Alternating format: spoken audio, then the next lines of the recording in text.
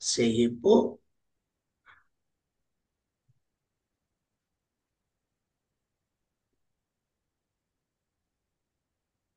Okay.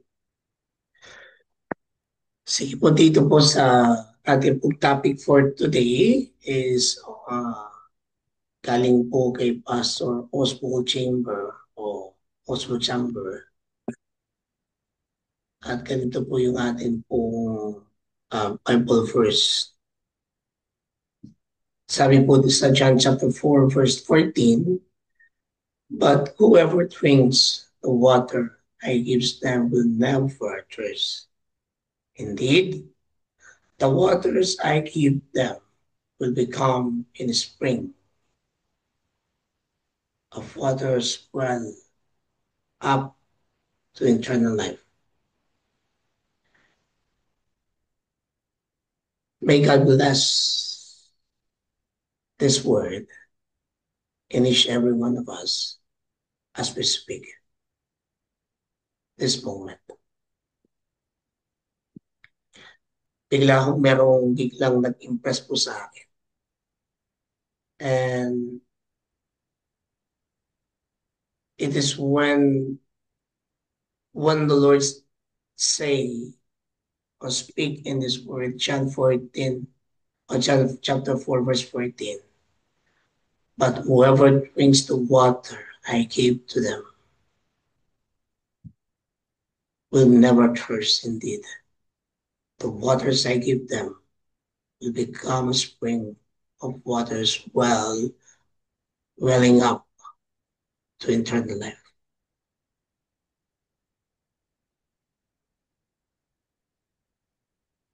It is a fountain of blessing. A fountain of blessings, let us discover on it. And may God continue to speak and work by the power of Holy Spirit.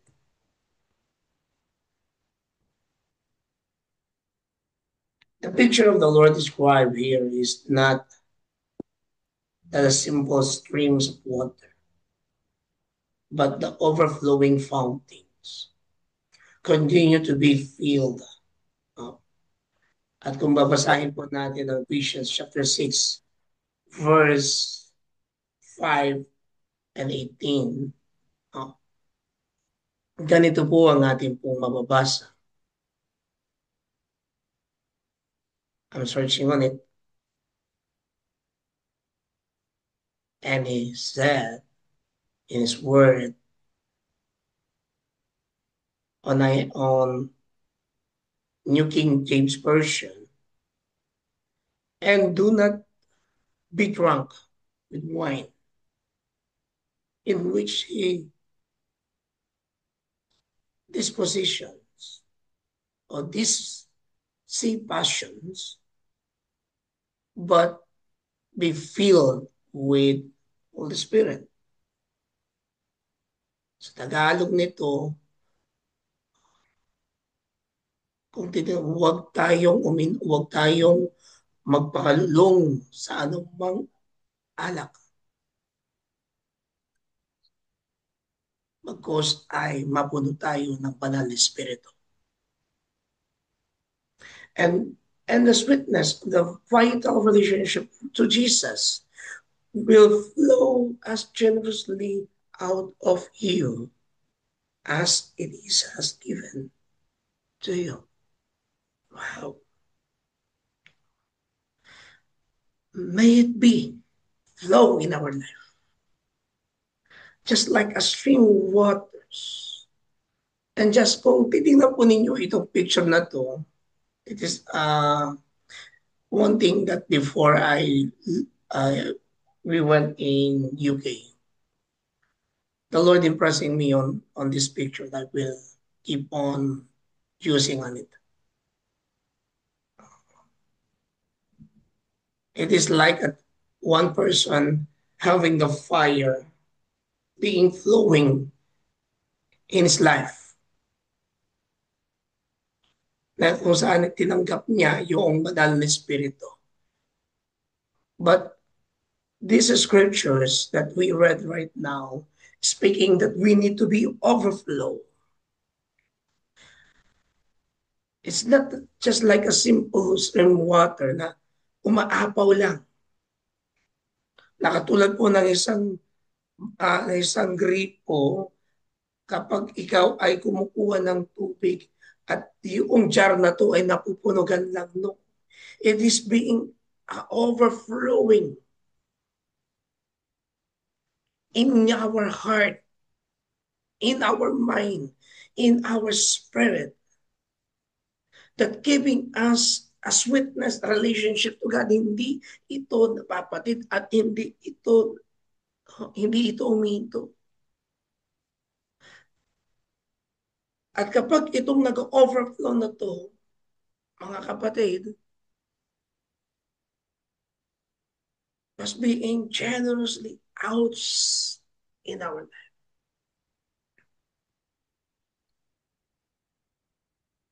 Na kung saan magiging babad tayo sa Espiritu, babad tayo sa presensya ng Diyos.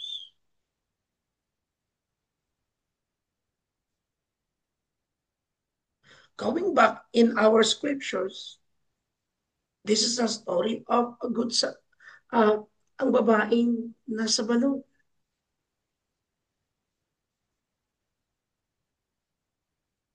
Na nagtanong sa ating Panginoon, no, kung paano makakuha ng tubig na ito. Pero yung sequence niya, yung pangyayari dito, ay napakaganda. Umupo ang ating Panginoon doon, sa balon na yon, iniwan siya ng kanyang mga disipulo upang makahanap at makabili ng makakain. To cut a long story short, dumating ang babae, nagkaroon sila ng conversation, dahil humihingi si Kristo ng tubig sa kanya. Yung literal na tubig. But ang babae ay alam nila yung kanilang tradisyon na malaki ang diferensya ng Hudyo at ng isang Samaritan.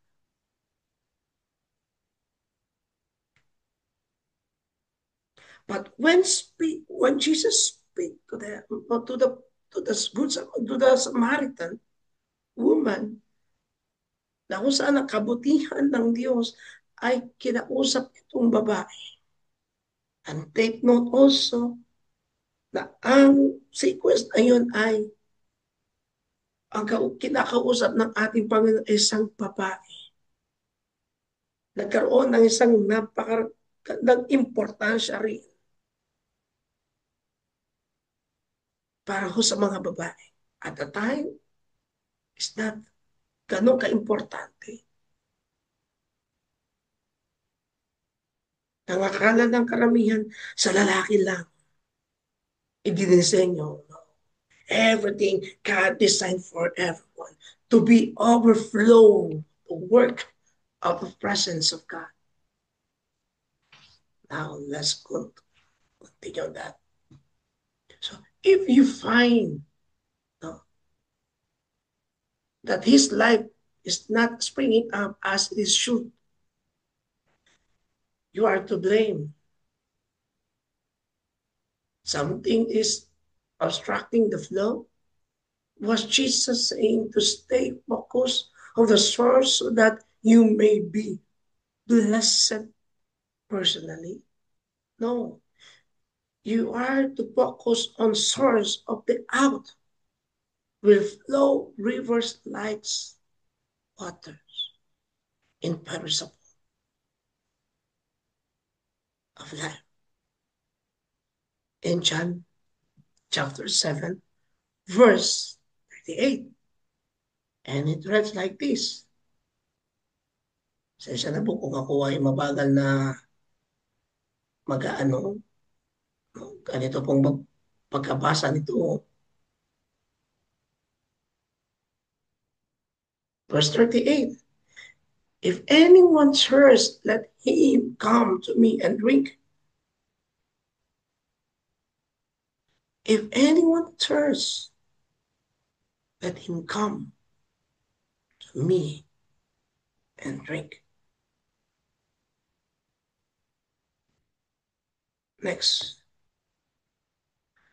We are able to be a fountain through Jesus can flow just like a river's waters and blessings to everyone.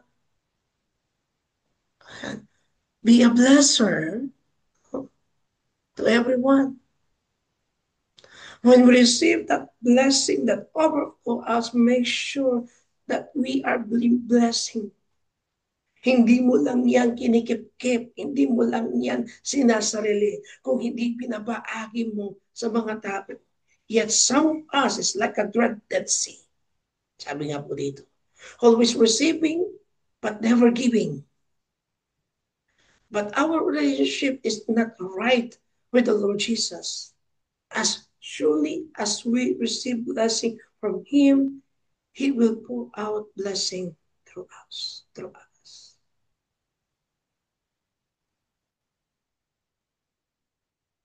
The blessings, we know the blesser, and we receive that blessing. And as we receive that blessing, we need to bless others.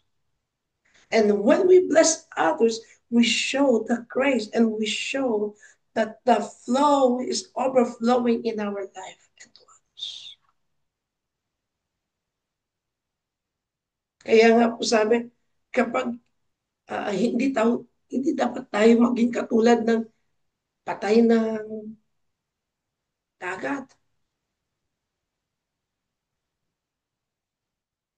Kung saan matanggap lang pero hindi tayo nagbibigay. Ano kaya ito yun? Ng ating mga talento. Ang regalo ng gagaling sa Diyos. Na magbahagi ka, i-share mo ang karanasan mo.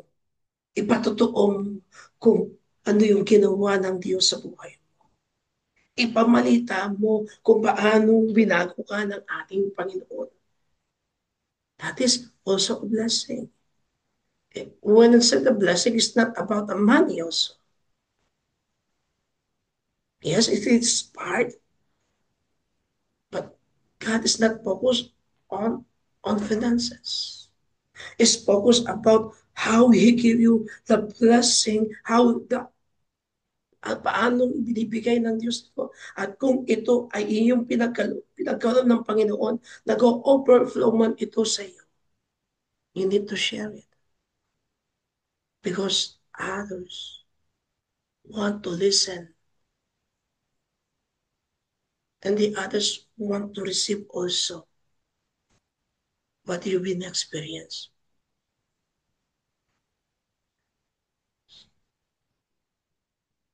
So sabihin po natin sa ating sarili, I will bless others. Pwede po tayong lahat po mag-unmute and let us declare this word for right now. Let us all unmute. Tayo po lahat mag-unmute. Lord, make me a blessing. Make me a blessing. Make me a blessing.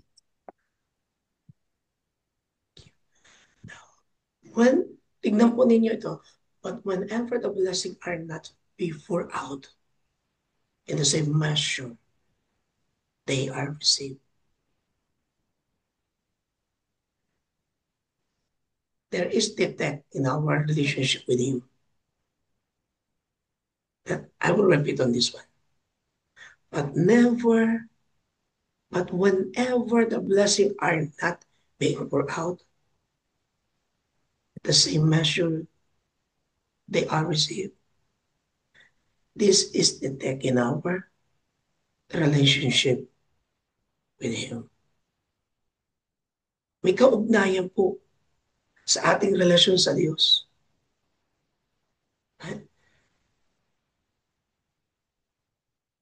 May kaugnayan sa ating relasyon sa ating Panginoon Kristo. Relasyon sa banal na Espiritu. Relasyon sa Ama. The 3-in-1. When the blessing is not being poured out, when the blessing is not being shared, when the blessing that are being not being told or testified, there is some missing out. There's something wrong.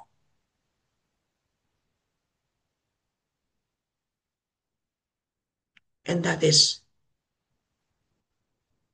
our relationship to Jesus Christ. Because we want in ourselves only. Kaya ang sinasabi po ni Oswald dito at ng ating Panginoong Kristo,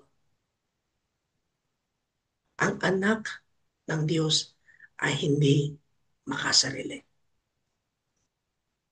Titingin ko lang, ang anak ng Diyos o ang mga naniniwala kay Kristo Jesus ay hindi makasarili. They share what they learn. They share what they experience. They share what they see to God. And when they share it, it means they want to share the experience of overflowing, how they encounter God. And when they experience it, they are being guaranteed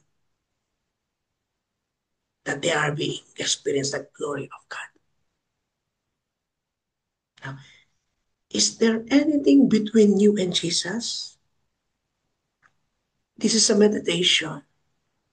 And God is asking you right now, us right now, is there anything between you and Jesus? Is there anything hindering you, your faith in Him? Just reflect. My dear brothers and sisters in Christ,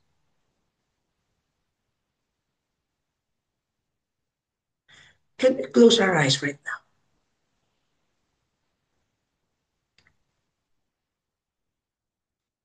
And as we pray,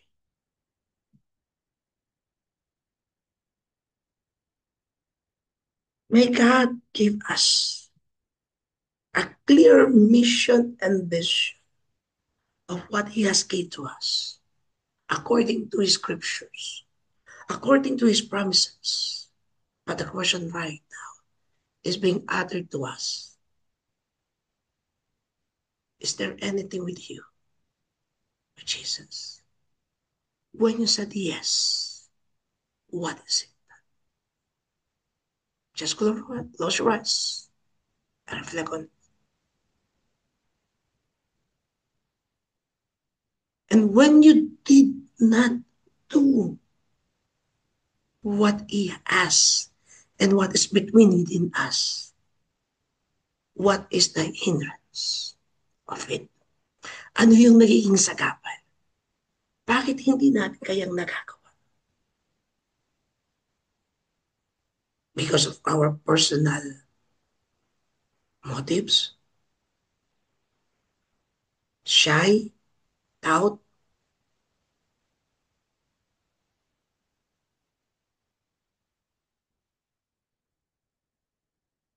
God is revealing.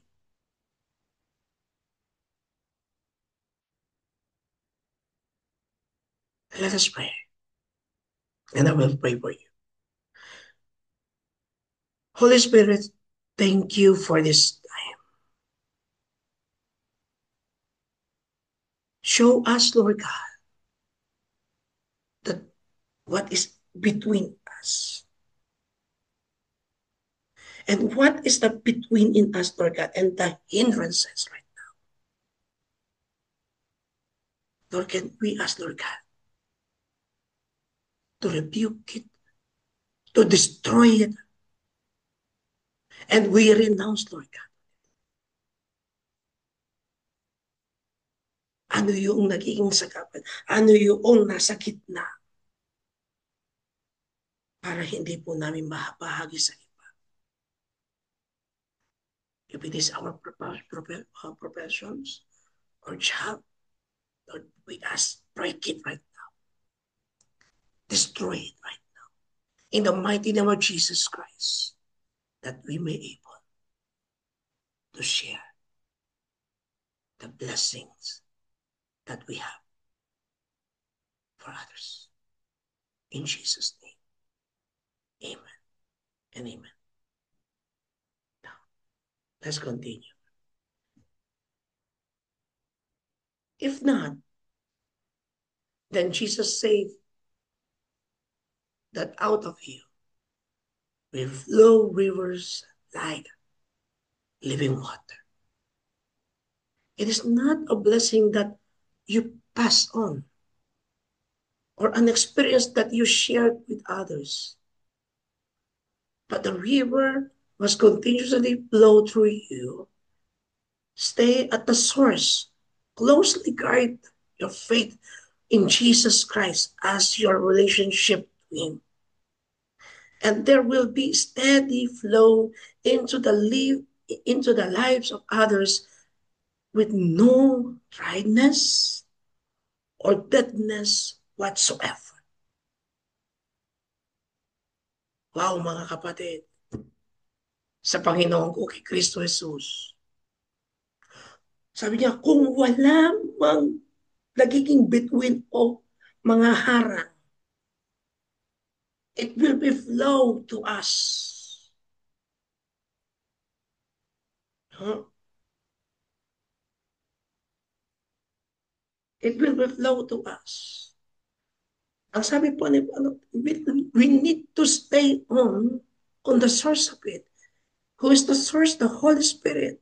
Who is the source? Jesus Christ, His Word. Our loving Father in heaven. So we need to be closer to Him.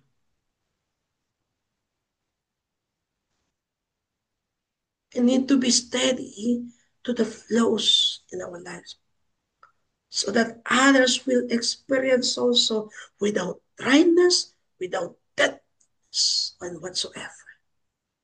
Na hindi ka mawawalan at hindi yan mapuputol. It will be overflowing, and I see it. No, na pinapakita po ng Panginoon. Kasi nung pong binasa ko pa lang yun, ang Panginoon pinakita nung sa ating pong harapan, mga kapatid, yung tubig na ibinubuhos niya ngayon sa ating buhay. And that is word, and that is His word, and that is His presence, and that is the manifestation of the Holy Spirit in your life. So don't let it dry. Don't let it be stagnant.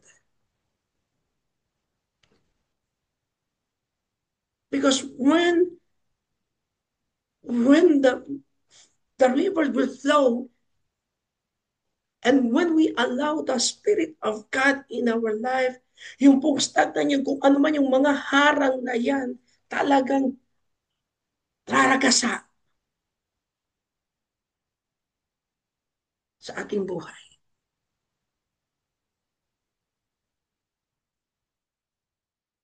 Because hindi natin inaayaan na yung mga hindrances na yan. Hindi natin inaayaan yung mga sagabal na yan, yung between na yan.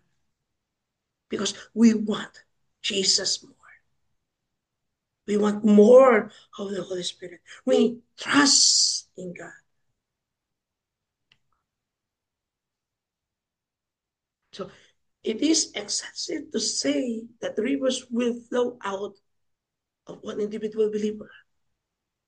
Do you look yourself to say, but I didn't see the river? Through the story of God's work, you will usually find that He started within obscure, the unknown, the ignored, but those who have been set steadfastly through to Jesus Christ. It is excessively, yung pang binanggit niya. Kasi talaga pong mag-uumapaw when we are in that with Jesus Christ. When we are in 100% with the work of the Holy Spirit. When we don't ignore Him.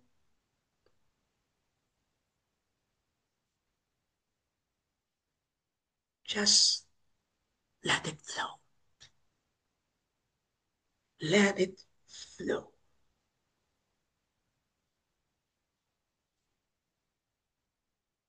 Wisdom Bible. We have no right to judge where we should be put or to have preconceived nation as to what God's is putting us for. God's engineer everything. Wherever He puts us, eto na naman, our one great aim is to pour out the wholehearted devotion to Him in the particular work. Whatsoever thy hands find it to do, do it with the might, with thy might. Mga kapatid, lahat ng Panginoon, i-engineer na yan, plinano ng Panginoon. Kung saan man tayo. We have a lot of questions. But don't focus on that questions in our mind. When you are feeling empty, just go back to God. Don't let it empty. Let's start to worship and praise and read and have a prayer and conversation to God. Our aim is to put our whole heart to Him, to have devotion to Him, to worship with Him in a particular work. Saan man tayo. Bahay, sa daan, sa trabaho, sa sasakyan, any.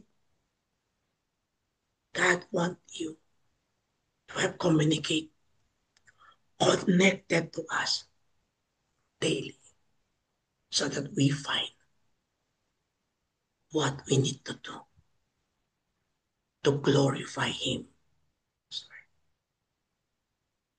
The river flows. So we need to put our trust to Him. We need to put our hope to Him. Kaya ho, namnamin natin itong awiting ito. At habang ninanamnan natin, may He speak to us. Be a blessing. Kaya ho isang kanta, make me a blessing for others. Because when you receive the blessing, it means we have a deeply 100% have a communication to Him. In Jesus' name. Amen. Amen. Amen. Hallelujah, Lord Jesus. Hallelujah, Holy Spirit. We give you all the glory and honor and thanks.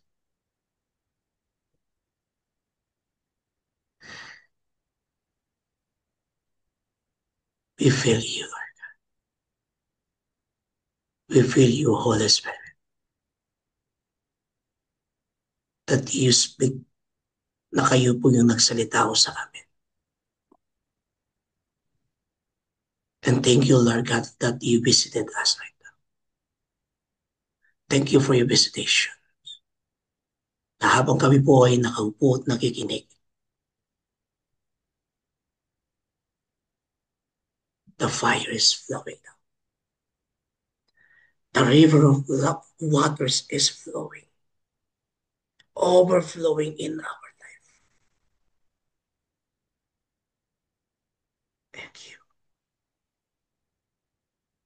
Thank you, Lord God, for your impact right now.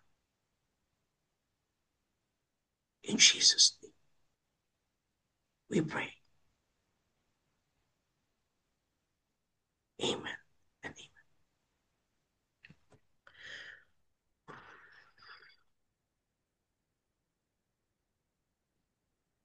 Sige po, mga kapatid. Yeah, I know this time check is already 6:47 dito o 5:47 sa iba o 12:47.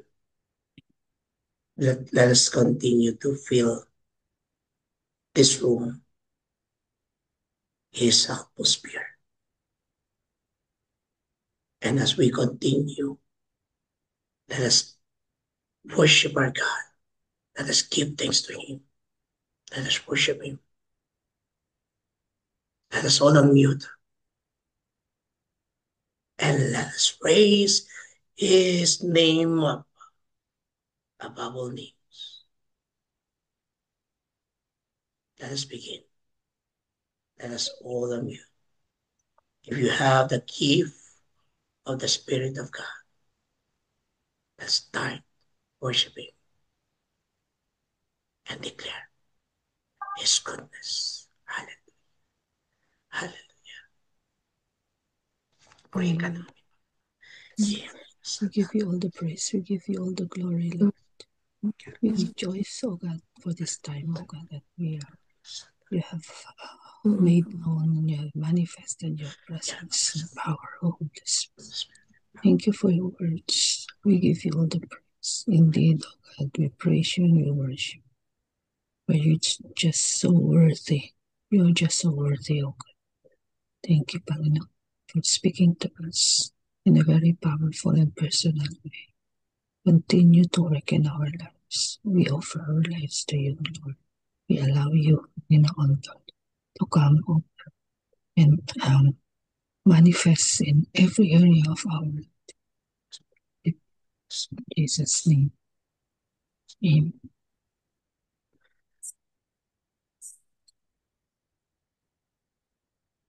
There is one here in our room na mainit ang kanyang lugar, ang kanyang kinauupuan. And God is speaking to you and He's feeling you right now.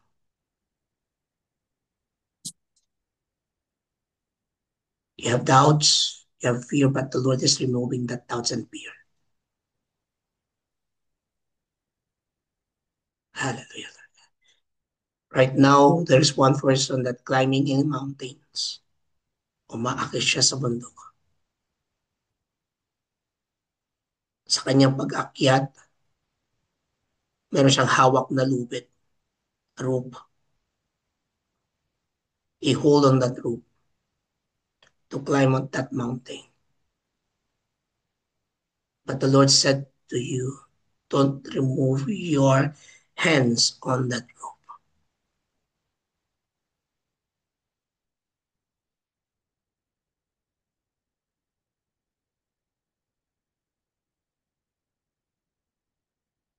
Be still. Know that He is our God. He is your God. Thank you.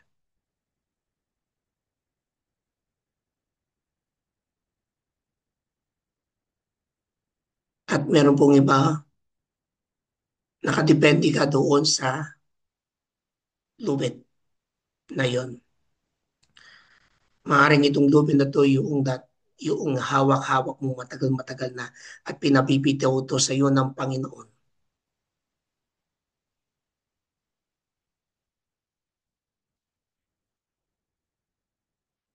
At kahit na nakikita mong napuputol na hawak-hawak mo pa rin.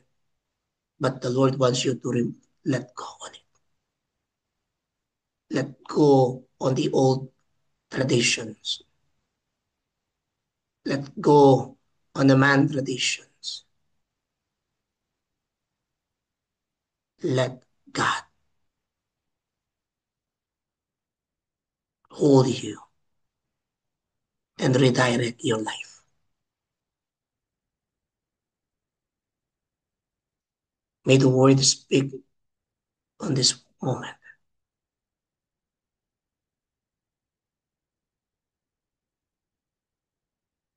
In Jesus' name. Thank you, Father. Thank you, Holy Spirit. In Jesus' name. Amen.